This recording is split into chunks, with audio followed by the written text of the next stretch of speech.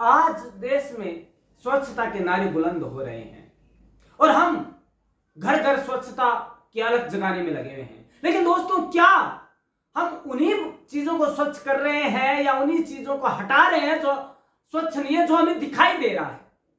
लेकिन दोस्तों, आपको जानकर आश्चर्य होगा कि 21वीं सदी में, जो 21वीं सदी है, नई सदी है, उसमें असली स्वच्छता के मायने बदल चुके हैं। दोस्तों, बड़े दुख के साथ कहना पड़ रहा है कि युवाओं से लेकर नौकरशाही और एलिट संस्थाएं जैसे कि कोर्ट है, जैसे कि आपका संसद भवन है, जैसे कि विधानसभा है, सब में स्वच्छता के मायने बदल चुके हैं।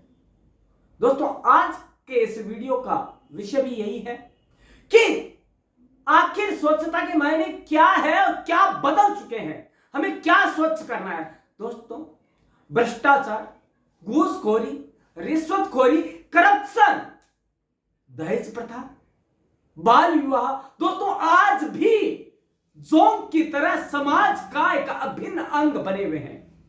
वहीं युवाओं में बढ़ती सोशल मीडिया के प्रति आकर्षण की पावर, आकर्षण की लत, या यूं कहे कि सोशल मीडिया जो है हैबिचुअलिटी, और उनके अंदर दिन प्रतिदिन बढ़ता एआई का क्रेज, और उनके अंदर behavioural change, abusing language, vulgarity, और संसद भवन में, या यूं कहें कि सड़क से संसद भवन तक, दोस्तों हाल ही में एक लाइव चैनल में लाइव दिखाया जा रहा था कि बिहार की विधानसभा में कैसे वल्गर शब्द का यूज किया जा रहा है, जो हम घर में भी नहीं काम में ले सकते।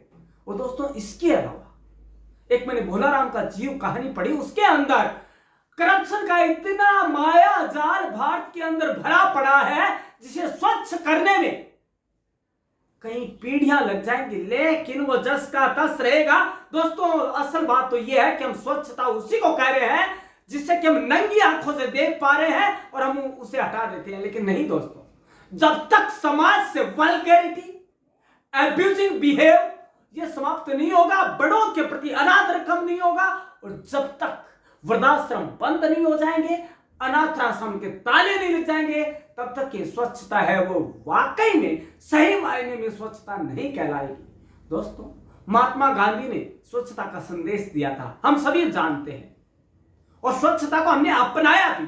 हम घर घर जाकर स्वच्छता के अलग जला रहे हैं कि स्वच्छ रहे, आसपास है वो मच्छर नहीं हो, वो नहीं। दोस्तों, यह जो हमारी वैचारिक, हमारी नैतिक मूल्यों की जो अस्वच्छता है, उसमें जो प्रदूषित तत्व मिलते जा रहे, यह उस अस्वच्छता से कई गुना ज्यादा घातक है।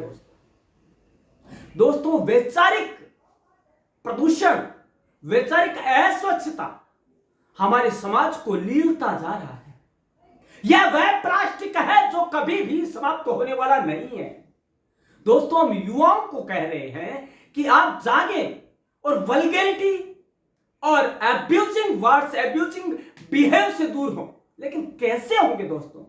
क्योंकि सब कुछ लाइव दिखाया जा रहा है, सड़क से संसद तक, और वही मोरल्स कमोबेश युवाओं में घर करते जा रहे हैं।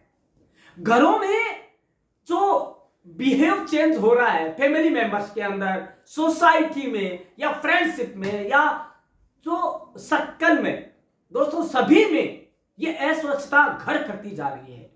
दोस्तों, ये यूं कहें एक दार्शनिक के शब्दों में, जब तक वैचारिक प्रदूषण हमारी तंत्रिकाओं में बसा हुआ है, हमारी मानसिकता में बसा हुआ है, तब तक स्वच्छता के मायने नहीं है।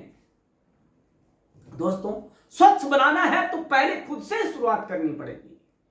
हमारी जो एक अंगुली दूसरों की तरफ दिख रही है ना, वो हमारी तरफ होनी चाहिए कि मैं कितना स्वच्छ रह सकता हूं, समाज को कितना स्वच्छ कर सकता हूं, मेरे विचारों से, मेरे बिहेव से, और मेरी सभ्यता से या भद्रता से। दोस्तों, भद्रता और सभ्यता आज युवाओं में से गायब हो गई है। संसद भवन में जो कभी सभ्यता या नैतिक मूल्य जिसकी आधारशिला हुआ करते थे, आज वो कमोबेश खत्म हो चुके हैं। दोस्तों बड़े दुख की बात कहना पड़ रहा है, दुख के साथ कहना पड़ रहा है, दुख की बात है कि विधानसभा चाहे संसद भवनों, एक एलिट जो सम्राट संस्थाएं हैं, उनमें सबसे ज्यादा धज्जियां उड़ी है स्वच्छता की। चाहे वो नोट उछालते हुए हाथ हो, चाहे वल्गैरिटी के शब्द हो, या भाषा में वल्गैरिटी हो, या अब्यूजिंग लैंग्वेज हो, सभी में हमने धज्जियां उड़ाई है स्वच्छता की। और ये पूरा विश्व देख रहा है। जो भारत कभी भारत महान के नाम से जाना जाता था, आज वल्गैरिटी और अब्यूजिंग बिहेव की वजह से क्वेश्चन मार्क के घेरे में आकर खड़ा हो गया है। दोस्तों यह वह कटघरा है जहां पे न तो जवाब देते बनता है, न उगलते बनता है। दोस्तों आपको पता है कि एक बिहेव की वजह से ही पूरी महाभारत हो गई, एक वर्ड की वजह से। तो दोस्तों कितना बड़ा भारत वर्ष है हमारा। दोस्तों सोचना हमें ही पड़ेगा कि आखिर स्वच्छता किसको माने। दोस्तों स्वच्छता वो तो हो जाएगी जो हम देख रहे रहेंगे आंखों से, लेकिन जो हमारी मानसिकता में घर कर गया, जो हमारी आत्मा में घर कर गया, उसको कौन साफ करेगा? उसे हमें नैतिक मूल्यों से करना पड़ेगा। हमें युवाओं से पहल करनी पड़ेगी कि उनमें कभी भी अस्वच्छता के तत्व ना आ जाए। दोस्तों एक कहावत है, जैसा खाएंगे अन्न वैसा होगा मन, जैसे पिएंगे पानी वैसी होगी वाणी। दोस्तों सटीक बैठती है। हम फास्ट फूड खाते हैं तो हमारे विचार भी वैसे ही हो रहे हैं, हमारी भाषा भी वैसी होती जा रही है। हम डिब्बा बंद पानी पी रहे हैं तो हमारे विचार भी वैसे हो रहे हैं, संकुचित, और हमारे बिहेव चेंज जो कि अनैतिकता की ओर ले जाते हैं, नैतिक मूल्यों का हवास करते जा रहे हैं। तो दोस्तों कहने का मतलब यह है कि 21वीं सदी में जहां स्वच्छता के मायने बदल चुके हैं, वहां पर हमें हमारी सोच, हमारी लैंग्वेज, हमारा बिहेव बदलना होगा। तभी हम स्वच्छता के सही मायने हमारी युवा पीढ़ी को बता पाएंगे। और हमें हमारे संसद के मूल्यों में, हमारे एथलीट संस्थाओं में और नौकरशाही के मूल्यों को भी बदलाव में लाना पड़ेगा। और दोस्तों साथ ही जो करप्शन नाम का एक कीड़ा है, उसे समाज से हटाकर फेंकना पड़ेगा। हाँ एक दिन में नहीं होता है, हम मानते हैं, लेकिन 15 सालों में देखा जा रहा है देश में कि हाल के 15 सालों में यह बहुत कुछ हद तक कम होता गया है। और दोस्तों यदि समाज चाहे, यदि मन में दृढ़ निश्चय कर ले, तो इस अस्वच्छता को दूर भगाने में हम नाकामयाब नहीं होंगे। और दोस्तों एक कामयाबी की गुहार आपसे भी है कि यदि आप युवा हैं, युवा के पेरेंट्स हैं, तो आपसे गुहार है कि आप अपने युवाओं में नैतिक मूल्यों की पैदाइश लाएं, नैतिक मूल्य के बीज रोपण करें, और ध्यान रखें कि आपका बच्चा अस्वच्छता के दलदल में धंसता तो नहीं जा रहा है। क्योंकि दोस्तों एक बार अस्वच्छता का कीचड़ लग गया शरीर रूपी दामन के ऊपर, शरीर रूपी वस्त्र के ऊपर, कपड़े के ऊपर, वसन के ऊपर, तो दोस्तों वो नहीं छूट पाएगा।